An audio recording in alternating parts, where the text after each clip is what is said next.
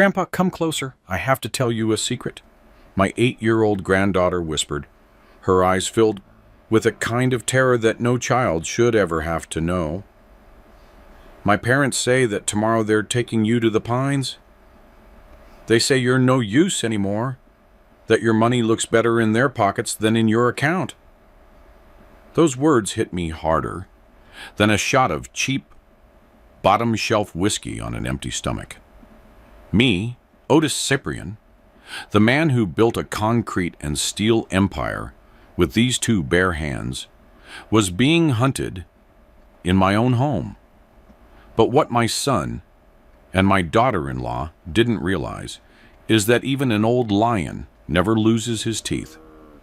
They wanted my inheritance, but the only thing they were going to inherit was a lesson that would burn for the rest of their miserable lives. Before the reckoning begins, make sure to subscribe and tell me in the comments where in the world you're watching justice be served. The Georgia sun was beating down hard on the garden of my estate in Buckhead, or rather, on the Vanity Fair that my daughter-in-law, Tiffany, had turned my granddaughter Zora's birthday into. A jazz band was playing at full volume, competing with the loud, fake laughter of people I barely knew. Friends, my son Marcus called them. I called them parasites in designer labels. I adjusted my hat, feeling the sweat trickle down my back under my linen suit.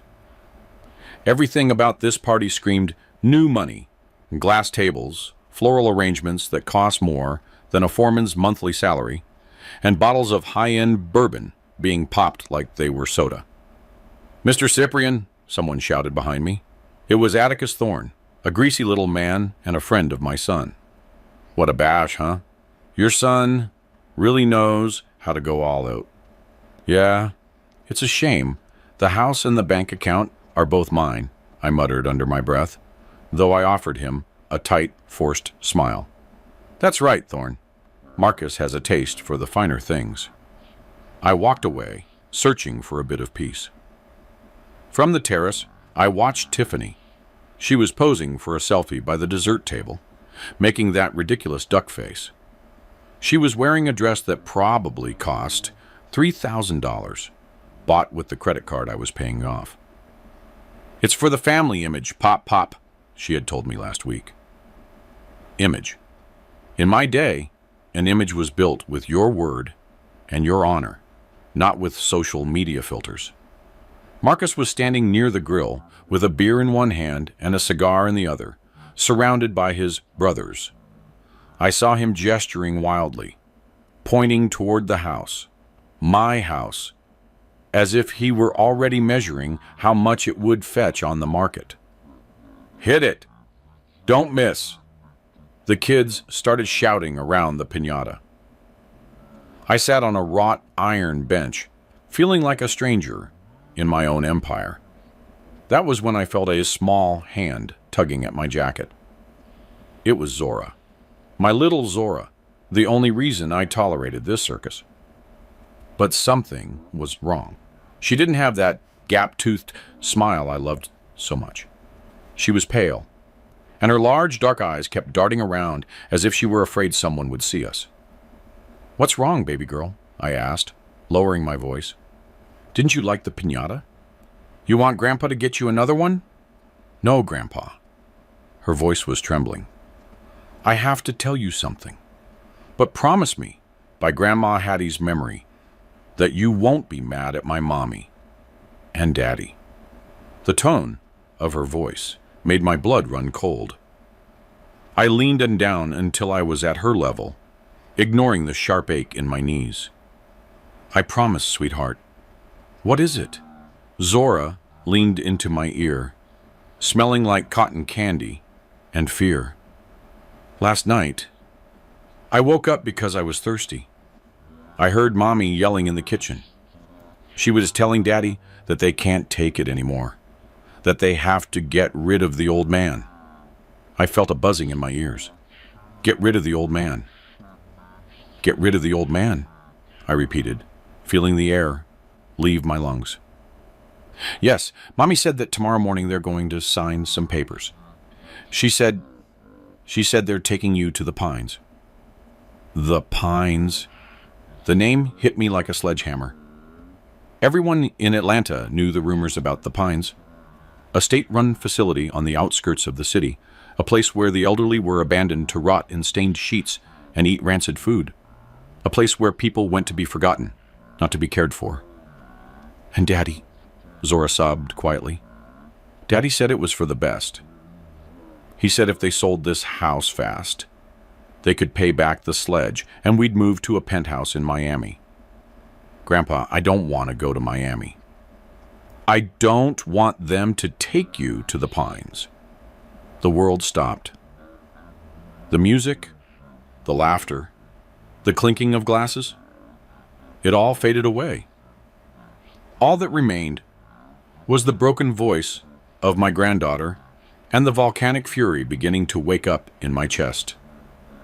My son, my own blood. The boy I taught to ride a bike in this very garden.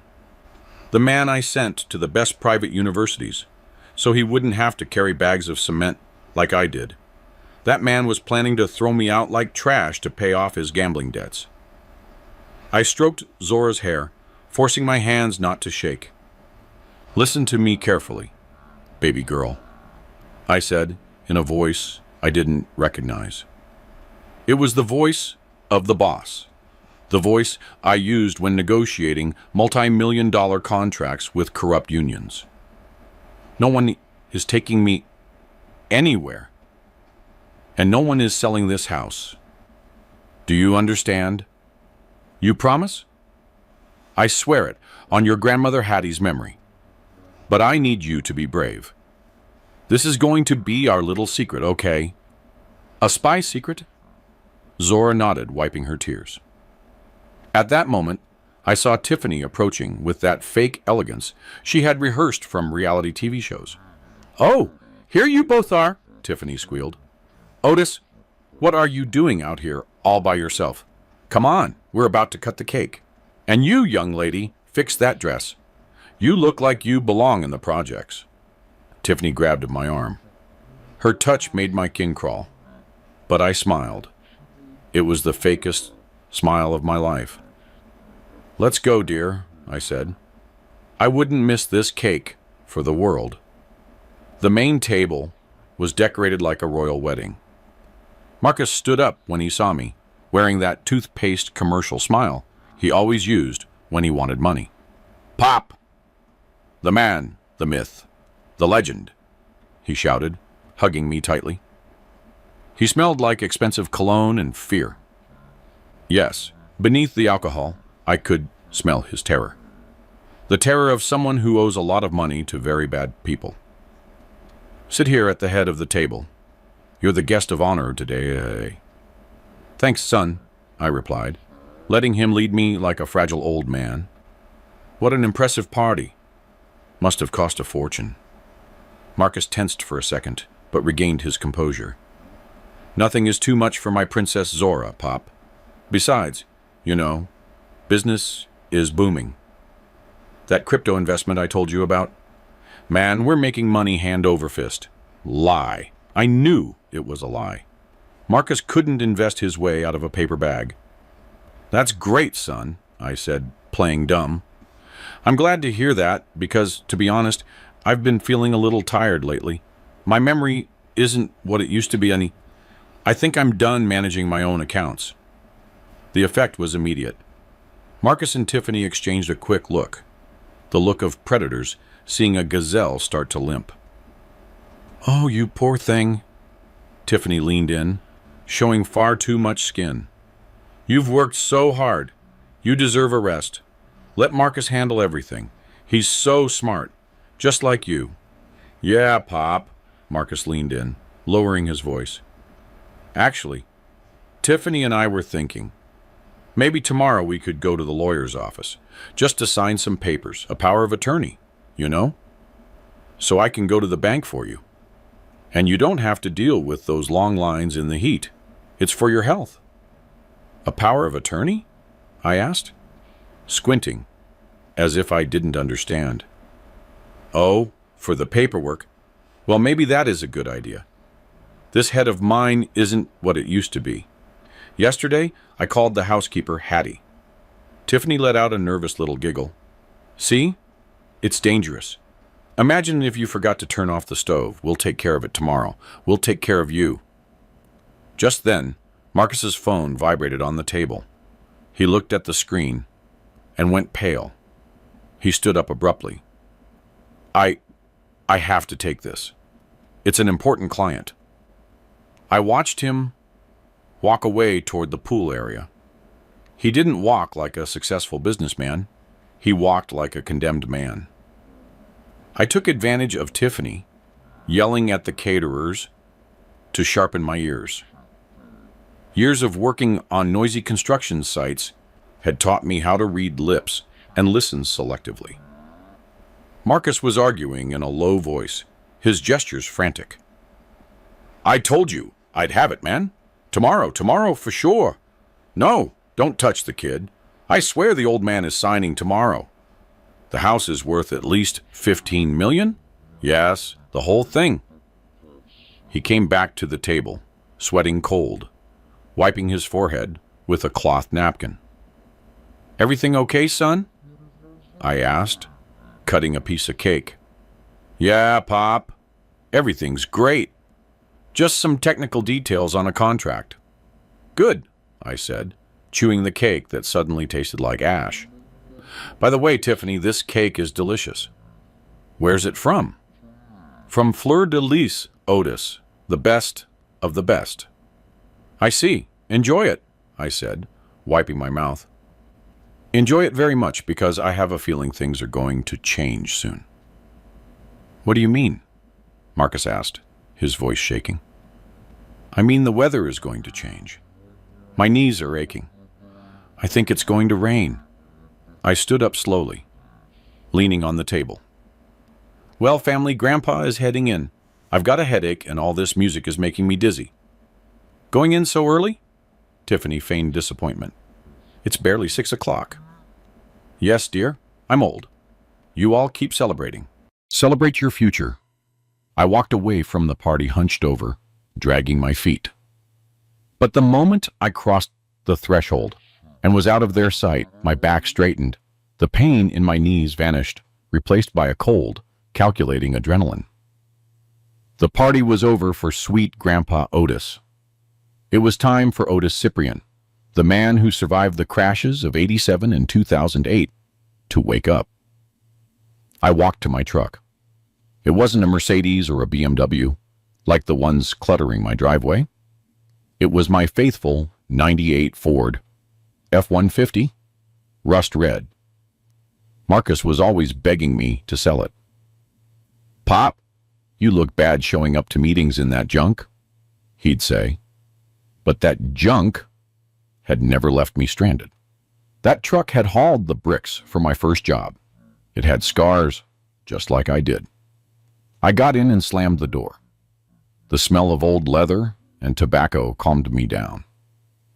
When I started the engine, its deep roar briefly drowned out the jazz music in the distance. I drove out of the gated community, waving to the security guard who had known me for 20 years.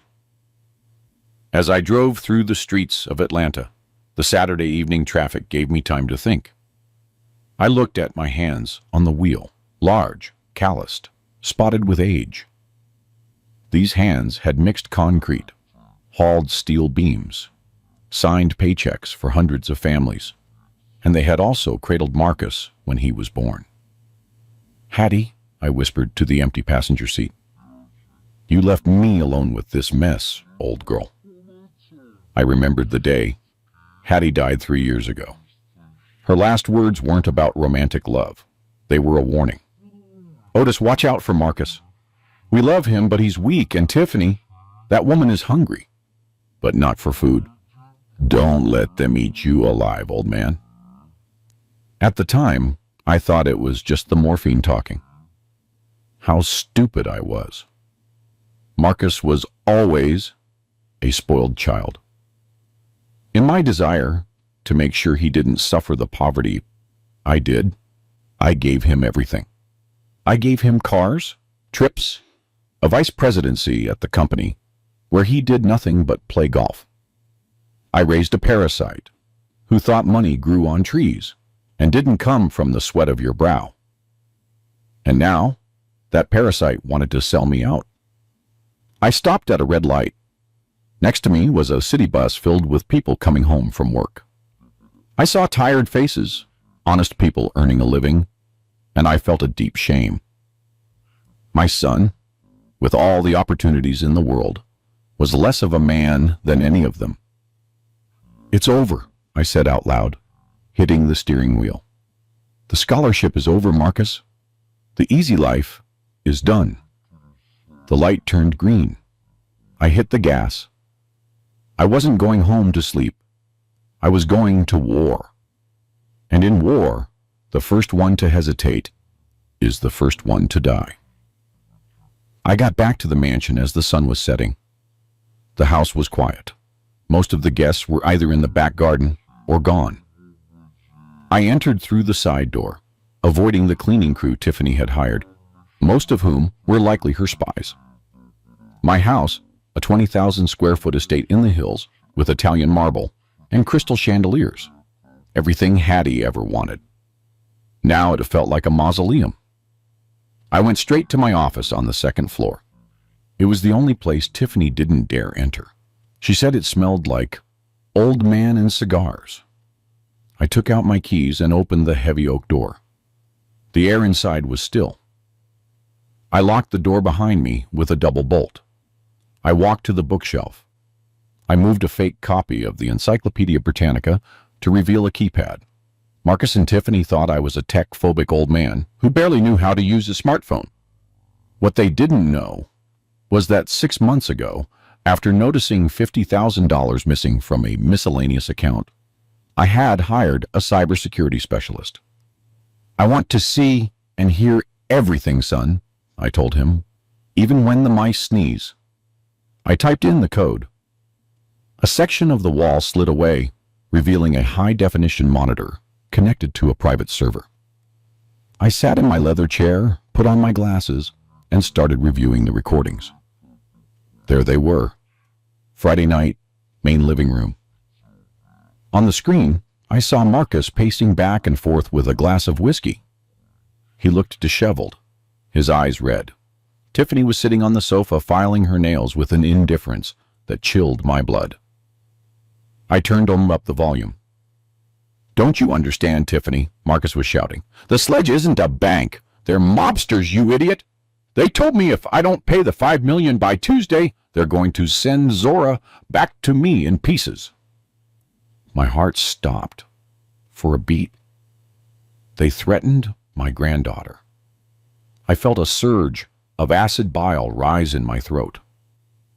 "Oh, stop the drama, Marcus," Tiffany replied without looking up from her nails. "I told you the plan. Tomorrow at the party, we get him a little drunk. Monday morning, we bring in Dr. Vance. He'll certify that the old man has advanced dementia.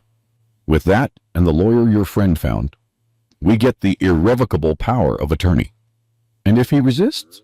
Marcus asked, trembling. "He won't resist. He's a useless old man who just wants to be loved. We tell him it's to help him. Once it's signed, we ship him off to that state home, the Pines. People die fast there, Marcus. In 2 months, he'll catch pneumonia, and that's that. We sell the house, you pay your debt, and we have about 25 million left to disappear to Miami." Marcus stopped and looked at a photo of me on the mantel. For a moment, I thought I'd see remorse. "And what if he finds out?" "Oh, for God's sake!" Tiffany stood up and slapped him. "Be a man. Your father has lived long enough. It's our turn now. Or would you rather let the Sledge kill you?" Marcus touched his cheek. "You're right. The old man is no use anymore." I turned off the screen. I sat in the dark, listening to the hum of the server. The old man is no use anymore. A single tear rolled down my cheek. It wasn't out of sadness. It was pure rage. That tear was the last thing I would ever cry for my son. In that moment, Marcus died to me. The man I saw on the screen wasn't my son. He was an enemy. And you destroy your enemies. I turned on the desk lamp. The yellow light illuminated the portrait of Hattie. "Forgive me, old girl," I whispered, "but I'm going to have to break my promise to look after the boy. Today I have to be the monster you never wanted me to be." I reached down to the floor safe.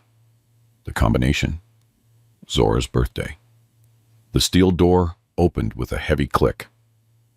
Inside, there wasn't just money. There was something more dangerous. Information. I pulled out an old, worn black ledger and a blue folder containing bank statements I had intercepted before they reached Marcus's mailbox. I opened the ledger.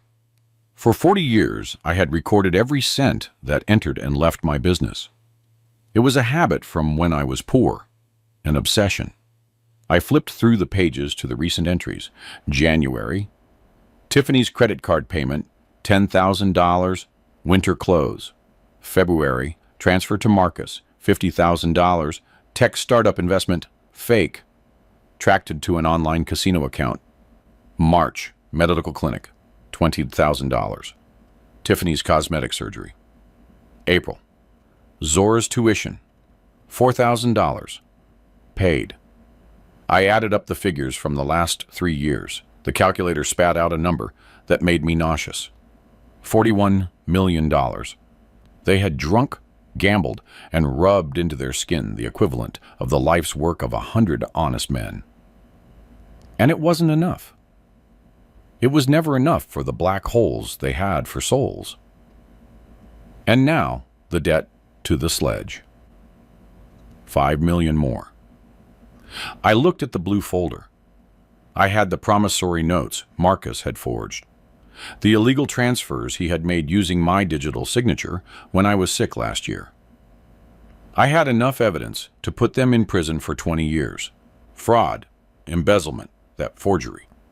I could call the police right now. I could watch them be hauled away in handcuffs while the guests recorded it on their phones. But no, that would be too easy, too fast. Prison is a punishment for the poor. For people like Marcus and Tiffany, who live for appearances, the real punishment isn't bars. The real punishment is poverty, humiliation, and having to actually work. I picked up my phone. It was 8 o'clock in the evening. I dialed a number I hadn't used in years. "Hello?" A gravelly, deep voice answered on the third ring. "Silas," I said firmly. "It's Otis. Drop whatever you're doing. I need you at my house right now. And bring a notary. An honest one, not the clowns my son uses." "Otis? It's Sunday night. Did something happen?" "Yes, Silas. Someone tried to kill the lion, and now the lion is hungry. Bring the papers for a trust and an eviction notice. We're rewriting a will." I hung up. I poured myself a glass of reserve bourbon. Neat. I drank it in one go, feeling the fire slide down my throat, burning away the sadness, and leaving only resolve. Tomorrow, Monday, was going to be an interesting day. Marcus wanted a signature. Oh yes, I was going to give him a signature. The one that would end his life as a parasite forever. I walked to the window and looked out at the garden, where the party lights were already being turned off. "Enjoy your last night of being rich, Junior," I whispered, "because tomorrow you're going to find out what it's like to earn your bread by the sweat of your brow." Sunday dawned with that heavy silence that follows a collective hangover. The house was sleeping, or rather, recovering from the binge. But I had been awake for 3 hours, sitting in my favorite armchair, watching the sun illuminate the dust motes floating in the air. A timid knock on the door pulled me from my thoughts. "Grandpa?" It was Zora's little voice. "Come in, sweetheart. It's open?" The door opened, and my granddaughter entered, carefully carrying a tray. The unmistakable smell of bacon and fresh coffee filled the room. "I told the cook I'd bring you breakfast," she whispered, closing the door carefully. "Mommy and Daddy are still asleep." Mommy was yelling because she couldn't find her headache pills. I smiled, a genuine smile, for the first time in 24 hours. "Thank you, Angel. Come, sit here with me." Zora set down the tray and climbed into the chair. She had dark circles under her eyes. Poor Angel, carrying the sins of her parents. She pulled a tablet with a pink case out of her pajamas. "Grandpa, look. Last night, when they were talking in the living room, I hid behind the big sofa. I left my tablet recording video. I felt a sting of pride and pain. An 8-year-old girl doing spy work to protect her grandfather. I took the device. The video was dark, and the angle was crooked, but the audio was crystal clear. I saw Marcus pouring another whiskey, shaking. There's no other option, Tiffany. The old man signs or they kill me. The sledge doesn't forgive." And Tiffany's voice, cold as ice. "Then let him sign. And if he won't do it willingly, we'll have the doctor inject him with something to make him cooperative. No one's going to miss an old man who already smells like the grave." I gripped the tablet so hard, I feared I had cracked the screen. Smells like the grave. So, that's what I was to her. A corporal course that was taking too long to stop breathing. I looked at Zora. Her large eyes were watching me, waiting for a reaction. "Listen to me, Zora," I said, taking her small hands. "You are the bravest girl I know, braver than your father. What you did, this is pure ammunition." "Are you going to call the police?" she asked. "No, the police that are for common criminals. This is a family matter. And in this family, we wash our dirty laundry with bleach and acid if necessary." I stood up and went to my desk, taking a gold key from my pocket. "Zora, from today on, you and I are partners. You are my eyes and ears when I can't be around. But I need you to be an actress. Do you like acting?" She nodded, intrigued. "Today, I'm going to pretend I'm very sick, that I'm forgetting things. I need you to play along. If you see me spill my coffee, don't clean it up. If you see me talking to myself, don't be scared. Can you do that?" "Yes, Grandpa, like in the movies." "Exactly, better than the movies. Because at the end of this chapter, the bad guys aren't just going to cry. They're going to wish they were never born." At 10 o'clock in the morning, the man I needed arrived through the service entrance. Silas Thorne hadn't changed a bit in 40 years. The same thick gray mustache, the same double-breasted suit that hadn't been in style since the 90s, and the same worn leather briefcase that looked like it was filled with bricks. Silas wasn't a fancy corporate lawyer. He was a trench lawyer, the kind who knows where the bodies are buried. "Otis," he greeted me with a handshake that could crush stone. "You told me it was urgent. I missed my morning service, and my wife is going to kill me. Sit down, old friend. What I'm about to tell you will make you forget about church. You might even need to confess yourself after, or what we're going to plan." I poured him a coffee and played the recording from the tablet. Silas listened in silence.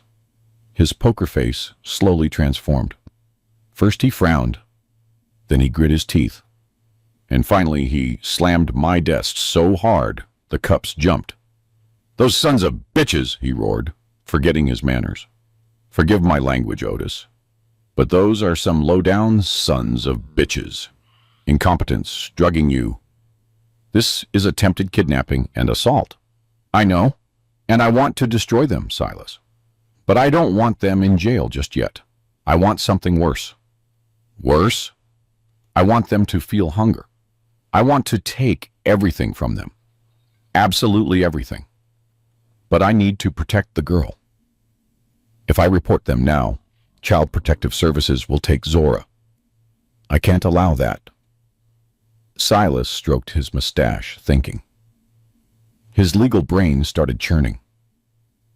All right, here's the strategy. They want an irrevocable power of attorney tomorrow.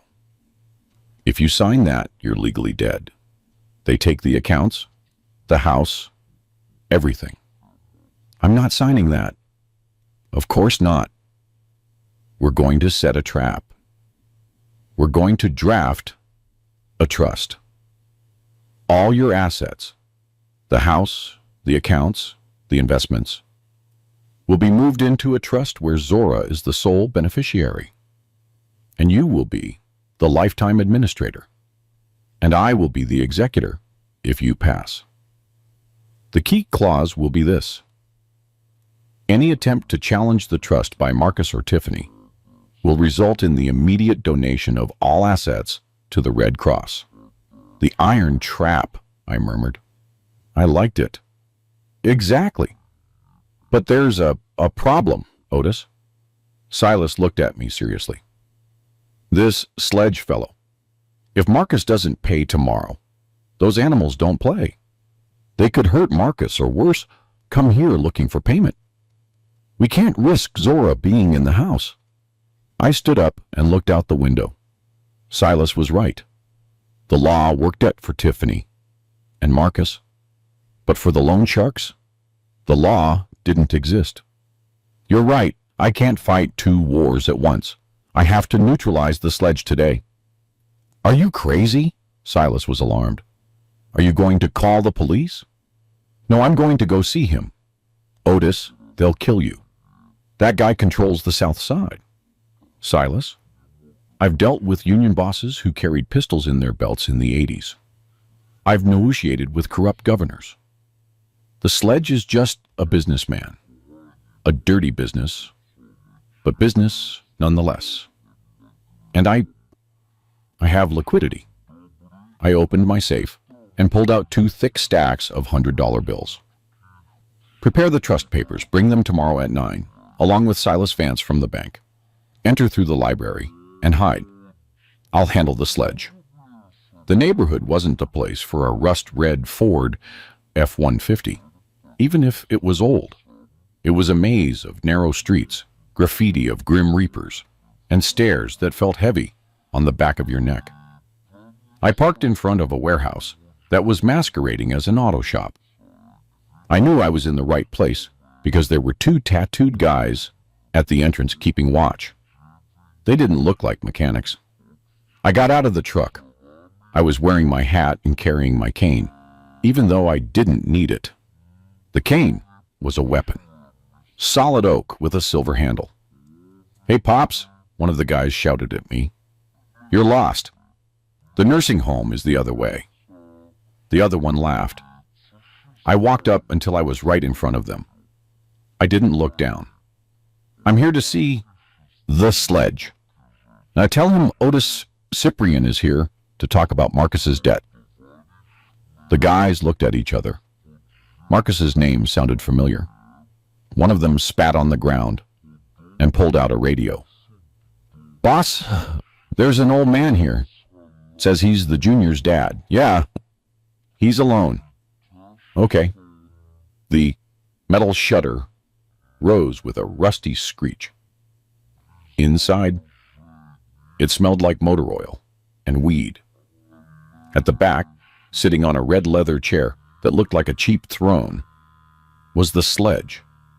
He was a heavy man, bald, with gold chains hanging over a tank top. He was eating tacos. So you're the famous dad, the Sledge said, wiping sauce from his mouth. Your son is a whiner, you know, cries every time we collect.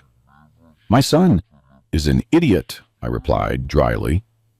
And you're a reckless lender for lending money to an idiot. The atmosphere tensed. The 2 goons took a step toward me. The Sledge let out a loud laugh. The old man's got balls. I like him. Did you come to pay, or should I send your son back to you in bags? It's $5 million, plus interest. 6 total. I came to do business. I took out my checkbook. I wasn't going to pay with cash. That was for rookies. I'm going to give you a certified cashier's check for $6 million. You can cash it first thing tomorrow. It's clean money from my construction company. Nothing the police will track. The sledge put down his taco. Clean money was worth double to people like him. And what do you want in return? For me to spare the junior's life? No, I said, and my voice echoed in the metal warehouse. I want trying to buy the debt. The sledge frowned. What? You hand over the promissory note signed by Marcus. You assign the collection rights to me. I pay you. And now, Marcus owes me. You forget about him. You don't touch him, you don't go near my house, you don't look at my granddaughter. If I see one of your men near my family, I have friends in the district attorney's office who would be thrilled to know where you keep your inventory. The sledge studied me. He saw my clothes, my posture, the lack of fear in my eyes. He recognized an equal, a predator. Deal, Mr. Cyprian. He signaled to one of his men. Bring me the junior's papers. 10 minutes later, I walked out of the warehouse with the original promissory notes in my inside pocket. The afternoon sun hit my face. I felt 10 years younger. Marcus didn't owe the mob anymore. Now he owed the boss. And the boss was very disappointed in him. I got back home just as Marcus and Tiffany were coming down to the living room, hungover and in a bad mood. It was time for my grand performance. I messed up my hair, loosened my tie, and dragged my feet as I walked in. Hattie, I shouted, looking toward the empty kitchen. Hattie, woman, where did you put my blueprints? Marcus stopped dead on the stairs. Pop? Mom? Mom died 3 years ago. I turned toward him, squinting as if I didn't quite recognize him. Marcus? Oh no. Who are you? Oh yeah. The boy who brings the newspaper. Tell Hattie to serve dinner. Tiffany ran down with a malicious smile painted on her lips. Oh, Marcus, look at him. He's worse than we thought. She came over to me and spoke as if I were a foolish child. Otis, Hattie isn't here. Come, sit down. Did you take your medicine? I don't want medicine, I grumbled, waving my arms at the air. I want to go home. This isn't my house. There are too many strangers. I let myself sink into the sofa, staring into space, with my mouth slightly open. Marcus's phone rang. He answered quickly, walking away a bit. Hello? Yes, I know. I'll have the money tomorrow. No, don't worry. The old man is ready. He's completely gone. Yeah. Tomorrow I sign and deposit. He hung up and gave Tiffany an okay sign with his hand. They were celebrating. They thought they had the money in the bag. Pop, Marcus sat next to me, putting a hand on my shoulder. Some friends are coming to visit you tomorrow. A very good doctor, and a man who's going to help us with some papers so you don't have to worry about anything. Is that okay? Papers? I asked with a trembling voice. Papers for Hattie to come back? Yes, Pop. Sova, everything will be fine. You just have to sign and rest. Well, if you say so. You're a good boy. Not like that Marcus fellow who spends all my money. Marcus stiffened, but Tiffany let out a laugh. Listen to what he says. Even in his madness, he knows you're a spender. Get him to his room. Let him sleep until tomorrow. We don't want him dying before he signs. I let myself be led up the stairs, leaning my full weight on my son. I felt his tense muscles, his impatience. His touch disgusted me, but I endured. Sleep well, son, I thought, because tomorrow you're going to wake up in hell. It was 9 o'clock at night. I was in my office reviewing the final draft of the trust that Silas had sent me via encrypted email. I was standing, pacing back and forth, talking on my cell phone in my normal voice. Yes, Silas. Clause 3 needs to be stricter. I want it to specify that they can't even live on the property as guests. Out. Totally out. Suddenly, I heard the click, clack, click of heels in the hallway. I froze. Tiffany. The door to my office was closed, but light was leaking out from under it. If she came in now and saw me talking business with such clarity, everything would be ruined. Would they run to find a corrupt judge that same night? Or would they do something to me physically? Otis? Tiffany's voice sounded right behind the door. Who are you talking to?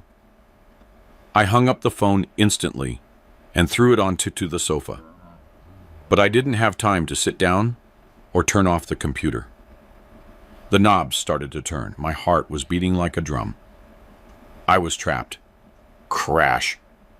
The sound of breaking glass exploded in the hallway a few yards from the door. Ow! Zora screamed. I cut myself. The knob stopped turning. Tiffany let out a huff of annoyance. For God's sake, Zora, what did you break now? I heard Tiffany's footsteps moving away from my door, toward where the girl was. I took those golden seconds, turned off the monitor, took off my jacket, and threw it on the floor. I unbuttoned my shirt and curled up on the rug in a fetal position, clutching a pillow. I started moaning softly. The door burst open. Tiffany entered, followed by Zora, who had a small fake, or real, God forbid, cut on her finger. What is going on here? Tiffany shouted. Then she saw me lying on the floor, shaking. Mommy, I moaned. Mommy, I'm cold. The bad men came. Tiffany stood there, looking at me with absolute contempt. Oh, please, he fell out of his chair. Get him up. Marcus, she shouted towards the hallway. Your father is making a fool of himself again. I thought he was talking on the phone, but he must have been babbling to his ghosts. Marcus came running in. Between the two of them, they picked me up and threw me onto the sofa. He's burning up with fever, Marcus said, touching my forehead. I had rubbed my face against the rug to heat it up. Better. That way he'll be more docile tomorrow. Let's go. Leave him there. Zora, stay and watch him. They left the office, closing the door.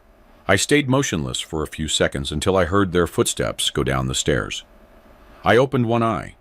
Zora was standing in front of me with a finger wrapped in toilet paper stained with ketchup. Ingenious girl. I sat up and winked at her. That was an Oscar-winning performance, sweetheart, I whispered. Zora smiled, though her hands were shaking a little. They almost caught us, Grandpa. Almost. But almost is where champions win. Go to sleep, soldier. Tomorrow is D-Day.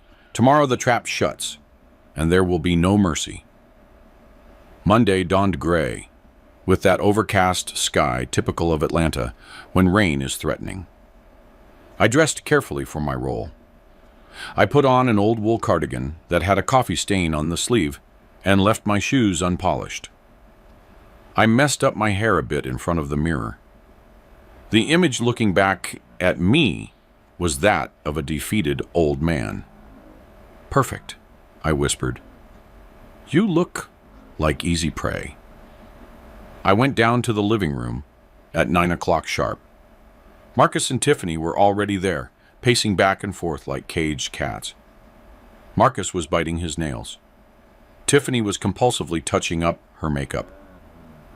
When the doorbell rang, they both jumped. They're here, Marcus said, his voice cracking. Pop, sit here, please.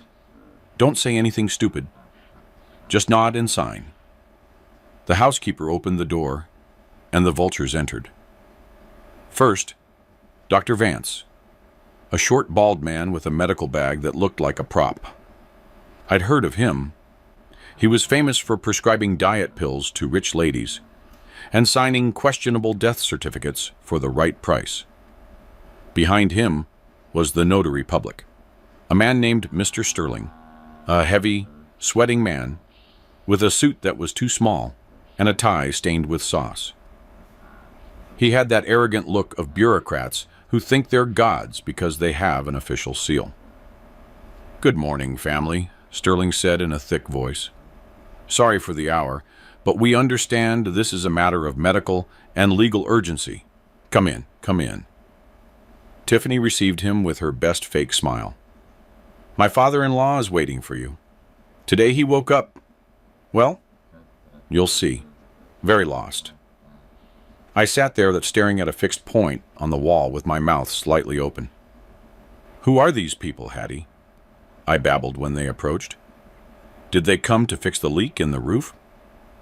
Marcus closed his eyes, ashamed or relieved, I don't know. "No, Pop. This is the doctor and the lawyer. They came to help you." "Help me? I don't need help. I built the downtown bridge. I hauled the bags." I started rambling, mixing memories from 30 years ago. Dr. Vance looked at me with disdain and pulled a light from his pocket. "Let's see, Mr. Cyprian. Look at me here." He shone the light in my eyes. Dilated pupils. Slow response. "Aha. Tell me, what day is it today?" It's Sunday service." Hattie put on her blue dress. Vance put away the light and looked at the notary. "It's evident, Mr. Sterling. Advanced dementia with episodes of delirium. This man doesn't even know who he is. He's a danger to himself and his assets." "How terrible!" Sterling exclaimed, feigning surprise. "What a tragedy for a man of his stature. Well, let's proceed. Time is money, and my fees are running." I saw them take out the documents. There were many. Papers that smelled of fresh ink and betrayal. I felt like an animal in a slaughterhouse, watching them sharpen the knives. But what they didn't know was that the animal wasn't tied down. What Marcus and Tiffany ignored was that the house had ghosts that morning. An hour before the vultures arrived, I had opened the back garden door.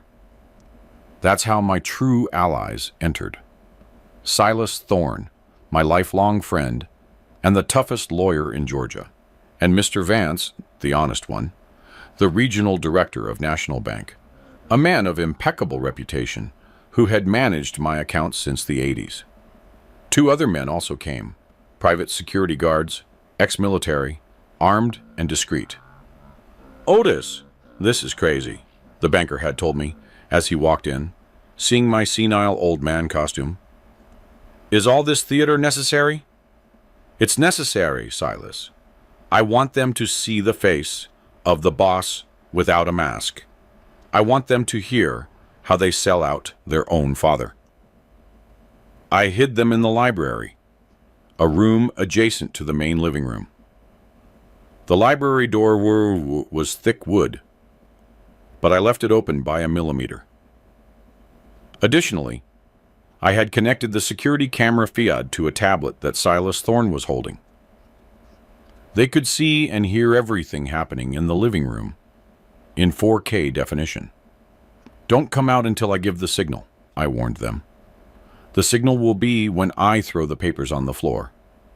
"Take care of yourself, brother," Thorne said, squeezing my shoulder.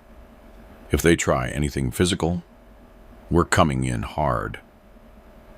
Now, as the corrupt notary spread the documents on the coffee table, I knew my friends were just 15 feet away, holding their breath, witnessing the infamy. I felt a strange calm. I wasn't alone.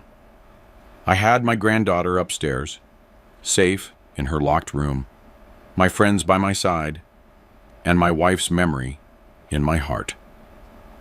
"All right, Mr. Cyprian," the notary Sterling said, putting a gold fountain pen in front of me.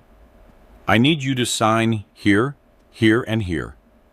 It's so your son can, collect your pension and pay for your medicines." "My pension?" I asked, my hand trembling intentionally. "But I have money. I have a lot of money in the safe." Not anymore, Pop, Marcus interrupted, sweating buckets. The money is in the bank and you can't go. Sign so I can go for you. Please, Pop, do it for me. The phrase he used his whole life to manipulate me. Buy me the car. Do it for me. Pay my debt. Do it for me. Today would be the last time I'd hear that phrase. The farce continued. Dr. Vance was filling out a medical form at full speed. I could read the header upside down. Certificate of permanent mental incapacity. Doctor, Tiffany said, crossing her legs and shaking her foot impatiently, does that certificate work to admit him today? We already contacted the ambulance for that place. Yes, ma'am. With my signature and the notary's seal, Otis Cyprian legally becomes a child. You decide where he lives, what he eats, and of course, what is done with his assets for his maintenance. Excellent. Tiffany smiled. A shark's smile. Marcus, give him the pen. Let him sign already. Marcus took my hand. His palm was cold and damp. Pop, take the pen. Sign here where the X is. I took the pen. My hand was shaking so much I made a scribble in the air. No, I can't. My hand hurts, I moaned. Oh, for God's sake. Tiffany stood up from the sofa, exasperated. Let me help you. She sat next to me and grabbed my hand tightly, almost digging her nails in. I felt her expensive perfume, paid for with my money, invade my nostrils. Come on, Pop. Don't be difficult. Sign your name. OTIS. I looked at the papers. Irrevocable, general power of attorney for lawsuits and collections, acts of administration, and acts of ownership. And below it, another document. Promise of sale of real property. They already had the house sold. I looked up and looked Marcus in the eye. I was going to give him one last chance. One single, final test of paternal love. Marcus, son, I said in a soft voice, but stopping my trembling a bit. If I sign this, do you promise me you won't sell your mother's house? Her garden is here. Her memories are here. Swear to me you'll let me live here until I die. The silence in the room was absolute. The notary stopped writing. The doctor looked at the ceiling. Marcus looked at Mio. I saw the doubt in his eyes. I saw the struggle between his conscience and his fear of the sledge. But the fear won. Yes, Pop, he said without blinking. I swear it. This house is yours. No one is going to sell it. You're staying right here. Lie. A lie told to the eyes of a dying father. That was the exact moment my heart hardened, like the concrete I sold my whole life. There was no turning back. You swear it to me? I insisted. I swear it on my life, Pop. Sign already. Tiffany squeezed my hand violently. Stop the drama and sign, you useless old man. We're in a hurry.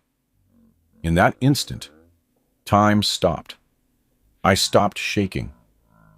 My hand, which seconds before seemed like a dry leaf in the wind, turned into a claw of steel. I squeezed Tiffany's wrist so hard she let out a cry of pain and surprise. Ow! You're hurting me. Let go, she shrieked, trying to pull away. But I didn't let go. I turned slowly toward her. My posture straightened. My mouth was no longer open.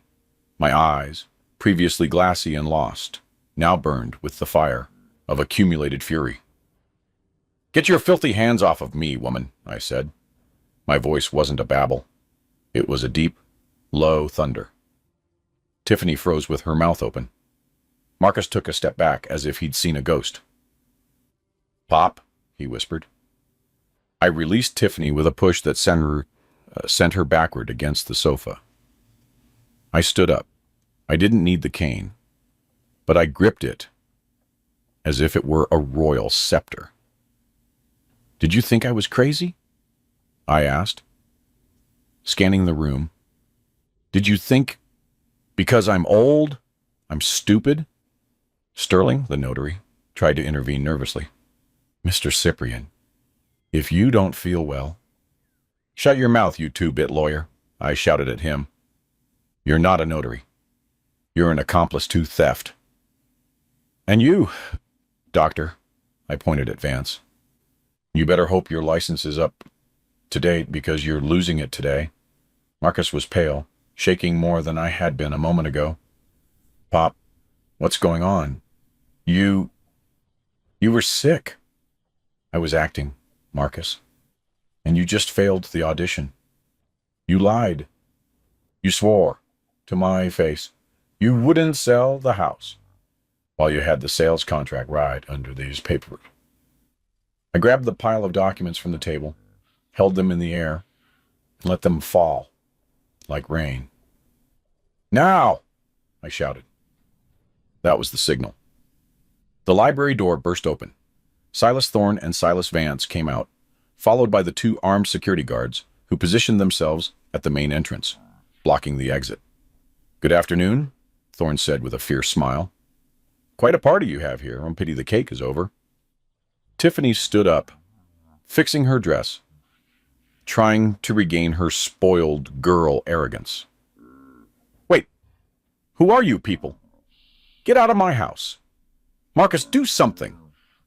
This isn't your house, you idiot, I said, walking toward her until she backed away.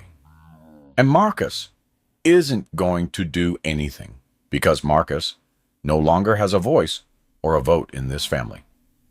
The notary Sterling, seeing Thorne, who was the president of the State Bar Association, turned the color of wax. Mr. Thorne, what a surprise. I just came to witness a fraud, Sterling. Thorne cut him off sharply.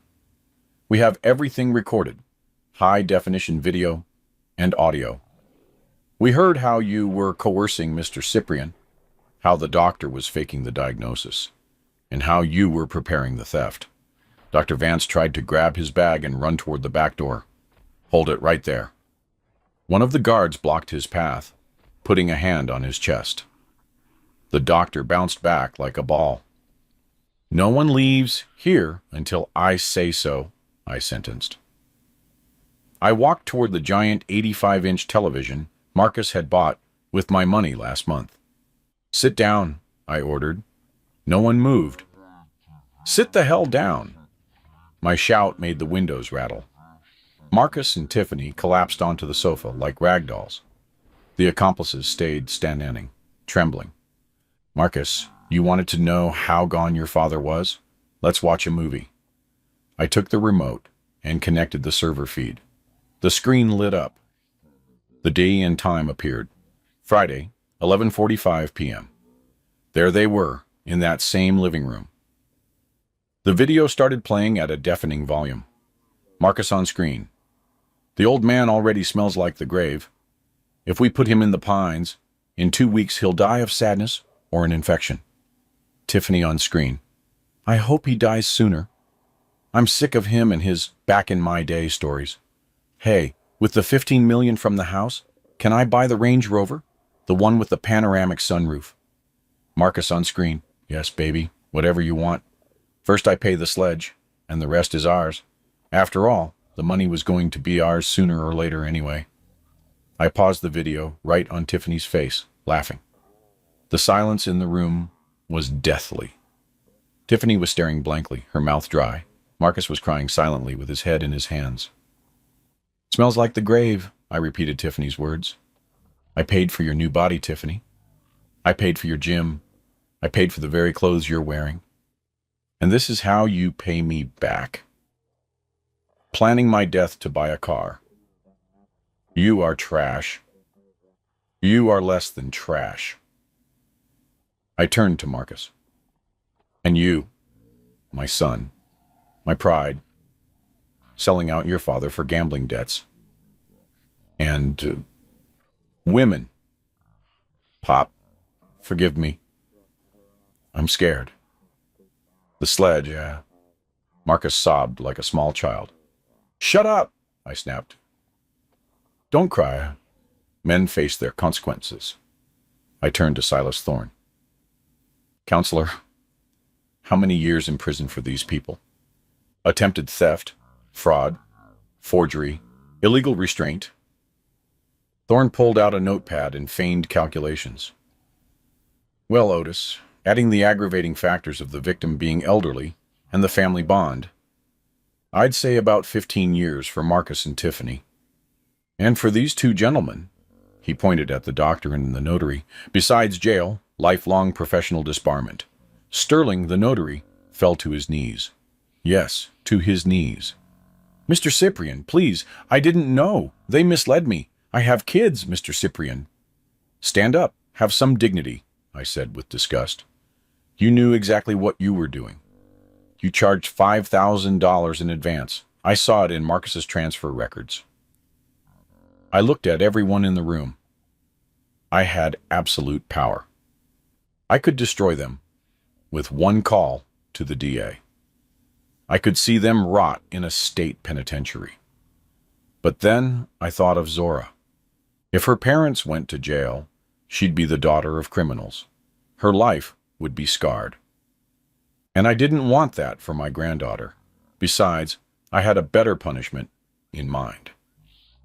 Listen carefully, I said, lowering my voice to a dangerous whisper. I'm not calling the police just yet. Marcus raised his head with a glimmer of hope. Pop. Don't call me Pop. To you, I'm Mr. Cyprian, your creditor. I pulled the wrinkled paper from my jacket pocket, the one with the star stain I'd gotten from the sledge yesterday. Marcus, do you recognize this? Marcus squinted. When he saw the sledge's signature and the assigned stamp, his breath caught. How? How do you have that? I bought your debt, you useless brat. I went to see the sledge. I paid him your $5 million. Now you don't owe the mob. You owe me. And I'm a much worse debt collector than they are. Because I don't want your money. I want your soul. I walked toward the window and looked out at the garden. You have two options. Option A, I hand over this video and the promissory notes to the police right now. You go to jail for 15 years and Zora goes to a boarding school in Switzerland. Tiffany started crying hysterically. Option B, I continued. You sign the transfer of temporary legal custody of Zora to me right now. You renounce any rights to this house and to my inheritance. And you, Marcus, you're going to work. Work? Marcus asked, confused. Yes, on the construction site, as a laborer, hauling bricks. You're going to pay me back the $5 million with a minimum wage. It'll take you about 80 years, so you better start early tomorrow morning. And me? Tiffany asked, trembling. I looked at her with the contempt one has for a cockroach. You get out of here right now. No clothes, no jewelry, no car. You leave the way you came to this house with nothing. You can't do this to me, she screamed. I'm the mother of your granddaughter. You're the woman who wanted to kill me. Be grateful. I'm letting you walk out and not leaving in a black bag. I turned to the guards. Get the lady out. If she resists, throw her on the street. No. Marcus, defend me, Tiffany screamed as one of the guards grabbed her arm. Marcus lowered his head and said nothing. He knew he was defeated. He knew his life as a spoiled junior was over forever. As Tiffany's screams faded down the hallway, I sat in my armchair, exhausted but victorious. Silas, I said, get the bourbon. We have to celebrate that today. Today justice was served. Tiffany's screams stopped when the front door slammed shut. In the living room, the silence was heavier than a concrete slab. Marcus was still sitting on the sofa with his head down, looking at his Italian shoes as if they were the most interesting thing in the world. Sterling and Dr. Vance were still trembling in a corner, watched by one of my guards. You too, I said, without looking at them. Get out, but listen well. First thing tomorrow. I'm sending a copy of this video to the Bar Association and the medical board. Say goodbye to your licenses. They ran out like rats when a light is turned on. I was left alone with Marcus, Silas Thorne, and the banker. Well, son, I used the word with irony. Your wife is gone. Now it's your turn. But first, there's a pending matter. Thorne took out the most important document of the night, the temporary transfer of custody. Zora isn't going with you, I explained, pouring myself another drink. You don't have a house, you don't have a job, and frankly, you don't have the backbone to take care of her. If you take her, she'll end up living in some flea bag motel while you run from your debts. Marcus looked up. His eyes were red and swollen. She's my daughter, Pop. No! I slammed the table.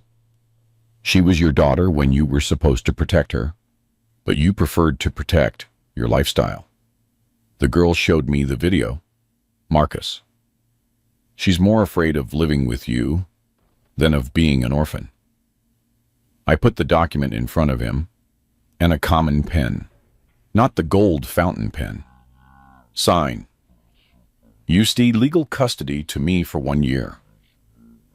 Renewable until you demonstrate economic and psychological stability. If you don't sign, I swear to God, I'm calling the police right now and handing over the videos where you were planning my kidnapping and death. You decide. Poverty in freedom or poverty in jail. Marcus took the pen. His hand was shaking. Am I going to be able to see her?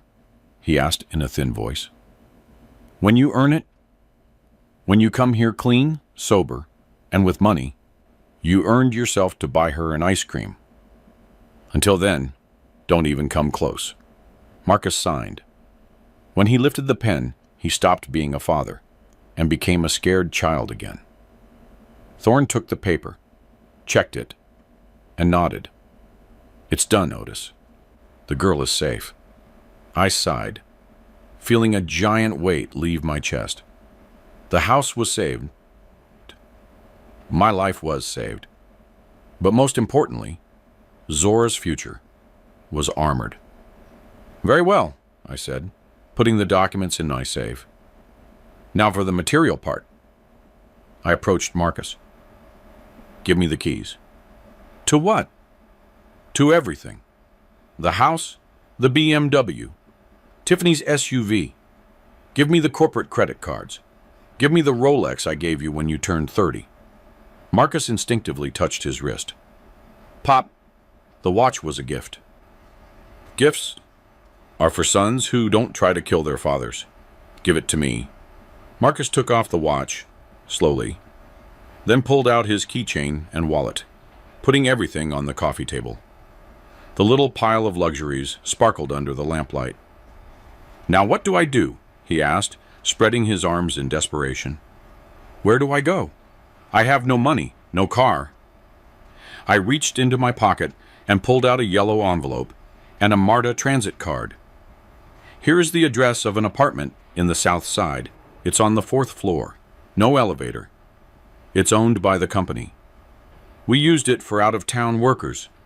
It's paid for 1 month. After that, the rent is on you. I tossed him the transit card. And this is for you to get around. The bus stops nearby. Welcome out to the reality of millions of Americans, Marcus. He looked at the card with horror, as if it were an alien object. You're leaving me on the street? No. I'm giving you a roof and an opportunity. Tomorrow at 7 a.m., you report to the Riverfront Project. Ask for the foreman, Silas Big Dog Jackson. I told him to give you a job as a general laborer. Laborer? Marcus turned red. I'm an architect. Well, I never technically got my license, but I can't haul bags. You can, and you will. The pay is minimum wage, plus overtime. With that, you'll pay your rent and your food. And every week, I'll deduct 30% to go toward your $6 million debt to me. I got close to him until our noses almost touched. If you miss a single day, if you're late, or if you complain, I fire you. And if I fire you, you no longer have my protection against the Sledge's friends. Understood? Marcus nodded, defeated. Go. Your bags with your old clothes are at the door. The guards will call you an Uber. And Marcus. I stopped him before he left. Don't come back until you are a man. Marcus left, dragging his suitcase down the stone path. But the real show was happening outside on the street. Tiffany hadn't left. She was on the sidewalk, screaming like a lunatic, hitting the iron gate of the residence. Open up! It's my house! They're robbing me! She shrieked, with mascara running all over her face, looking like a rabid raccoon. What Tiffany didn't know is that in my neighborhood, the walls have ears, and the neighbors have hawk eyes. Right across the street lived Mrs. Montgomery, the general's widow. That woman was the Central Intelligence Agency of gossip in Buckhead. If Mrs. Montgomery saw it, the whole state of Georgia knew it in 10 minutes. I saw it on the security cameras as Mrs. Montgomery came out to water her plants at 10 at night. "Oh, neighbor," Mrs. Montgomery shouted from her gate. "What is all that noise? Did you lose your keys?" Tiffany turned, trying to recompose her dignity, but it was impossible. She was disheveled, shoeless. She'd lost them in the scuffle, and her dress was torn. "That old man kicked me out," Tiffany shouted. "He wants to take my daughter." At that moment, the gate opened, and Marcus came out dejected, carrying his plastic bags. "Marcus?" Tiffany ran toward him. "Tell these idiots to let us in." Marcus looked at her. For the first time in years, I saw an expression of disgust toward her on my son's face. "There is no more house, Tiffany," Marcus said in a dead voice. "It's over. Pop knows everything. He knows about the sledge. He knows about the fraud. He took everything from us." "What?" Tiffany backed away. "But you're the heir. Do something." "It was your fault," Marcus exploded, shouting in the middle of the street. "You and your ambition. Sign it. Sign it. Let the old man die. Because of you, I lost my father and my daughter. You're half a man," she screamed, slapping him. Marcus didn't move, so he just looked at her coldly. "Go to hell, Tiffany." Marcus got into the Uber that had arrived, closed out the door, and left her standing there on the sidewalk. Mrs. Montgomery watched the scene with her mouth open, memorizing every detail to tell at the Garden Club brunch tomorrow. Tiffany was left alone under the streetlight. No money, no husband, and now the laughing stock of Atlanta society. She sat on the curb and started to cry. She wasn't crying for her daughter or her husband. She was crying because she knew that tomorrow her high society friends wouldn't answer her calls. Her social death had been decreed. Tuesday, 7 a.m., Riverfront Project site. I went to the site, not in my truck, but in the project manager's car, to observe from afar. Marcus arrived on time. He got off the city bus looking nauseous. He was wearing old jeans and work boots that were too big for him, borrowed from the super of his new building. Big Dog Jackson, the foreman, a man who had been with me for 30 years and had arms like tree trunks, was waiting for him. "You the one they call Marcus?" Jackson asked, spitting on the ground. I'm Otis Cyprian's son," Marcus said, trying to use his last name as a shield. "There ain't no sons of anybody here," Jackson cut him off. "There's only laborers. Your dad told me not to have any pity on you, so grab that wheelbarrow and start moving debris from the basement level to the dumpster. Move it." I saw my son, the one who used to play golf on Tuesdays, grab a shovel. His soft hands, accustomed to holding wine glasses, blistered in the first hour. At 10 a.m., Marcus threw up behind a pile of bricks. The sun was hot, and the cement dust got into his lungs. One of the workers offered him some water from his bottle. "Keep at it, kid," the worker told him. "The first day is the one that kills you. If you survive today, you've made it." Marcus wiped his mouth, looked at his bleeding hands, and to my surprise, didn't throw in the towel. He grabbed the shovel again. I cried a little inside the car. It was hard to see him like that. It was brutal, but it was necessary. Fire purifies gold, and hard work purifies the soul. I was breaking the spoiled child to see if there was any man left inside. "Come on, son," I whispered. "Prove me wrong about you." It's Sunday again, but this Sunday is different. I'm sitting in the garden, under the shade of the oak tree Hattie and I planted 40 years ago. The air smells like barbecue and grilled corn. "Grandpa, look!" Zora runs toward me with a paper in her hand. She has grown so much this year. She no longer has that look of fear. Now her eyes sparkle with mischief and happiness. "Let's see my little architect," I say, taking her report card. "Straight A's. Well, and 1 B in PE. But you got that from your grandpa. I was never much for running." Zora laughs and hugs me. "Is Daddy coming today?" she asks. "Yes, baby. He should be here any minute." The bell rings. Marcus enters the garden. He has changed. He's thinner. His skin is tanned by the sun, and his arms are toned from physical labor. He doesn't wear Italian suits anymore. He has on a clean flannel shirt and jeans, but most importantly is his look. It's no longer shifty. He looks me in the eye. "Good afternoon, Mr. Cyprian," he greets me with respect. "Good afternoon, Marcus. Sit down. The ribs are almost ready." Marcus greets Zora with a huge hug. He has brought her a modest gift, a set of watercolors. "I bought it with my punctuality bonus," he tells her with pride. "Thanks, Daddy." Marcus sits next to me. He pours himself a beer, but only one. "How's the site?" I ask. "Tough, boss, but they promoted me. Big Dog let me handle the inventory last week. Says I'm good with numbers when I'm not using them to gamble." He laughs, an honest laugh. "I'm glad to hear that. Keep it up. And in a couple of years, maybe, just maybe, we can talk about you coming back into the office. But from the bottom up." "I'm in no rush, Pop," he says, taking a sip. "I like coming home tired and being able to sleep soundly without owing anything to anybody." "And Tiffany?" "Well, news travels fast. I heard she went up to New York, looking for some other rich sucker.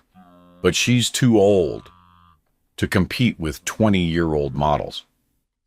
Last I heard, she was selling timeshares in a call center. Poetic justice." I look at my family. It's not perfect. It's patched up. It has visible scars and seams, but it's real. Zora is painting on the grass. Marcus is tending to the meat on the grill.